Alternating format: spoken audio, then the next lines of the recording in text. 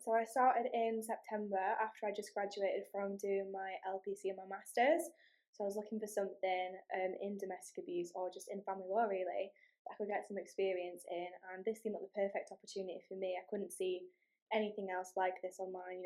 I've never personally heard of an organisation like the Domestic Abuse Alliance where they fill in that gap between a police attending a scene versus someone getting legal help. So I thought that was amazing to be a part of as well, and great experience for me moving on to a firm as well.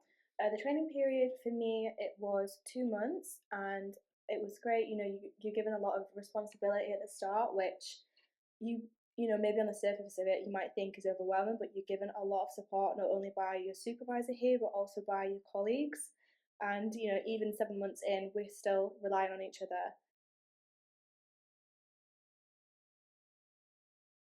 We deal with just non-molestation orders and occupation orders here, so once you get to grips with that, it's really no bother, and you are given a lot of support from the start, from colleagues and your supervisor here. So by that point, really, I had picked up everything that I kind of needed to know, and I had the support of everyone still. That if I had any questions about any, maybe quirks that any specific case might have.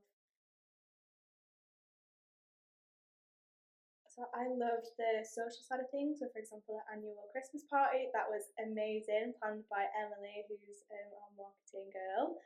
So we had a great time. We did golfing as well. But on the kind of professional side of things, my highlight has definitely been given the opportunity to go to the Cambridgeshire and the Hertfordshire police headquarters to train the officers on domestic abuse, what it might look like to them, what the orders can do, what they can do, what we can do, and that's been a fabulous experience for me.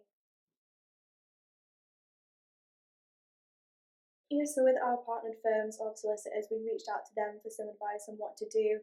We then kind of learnt that because it was such a new order, it was very much a, well, we're just going to have to give it a go and see kind of thing. So, we had the government website and we were all kind of bouncing off ideas with each other, figuring out how to do it. And it just became a case of having to just do your best with what information there is out there and get it sent off to court. And luckily, with all of us putting our heads together, it was granted, which was amazing.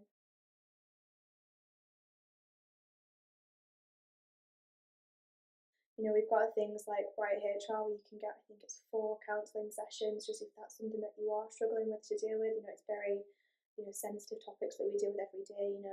I might be speaking to at least 4 people every day who've all gone through something traumatic, and these people that we're speaking to, this is not things that's happened to them years ago. It's things that they're going through right now. It's they're in crisis mode, and that can be stressful, of course, on them, but also on you for having to manage not only their cases but their emotions, their feelings as well. Um, so we do have a lot of support here as well, with each other, just keeping each other going. But it's a good working environment as well. We deal with a lot of sensitive topics, but we still like to, have fun. We go out for drinks. We speak about our personal lives at work a little bit. So yeah, I think it's great to be able to have that balance of the challenging emotional side of things, and then the lightheartedness of having each other to rely on. Thank you so much.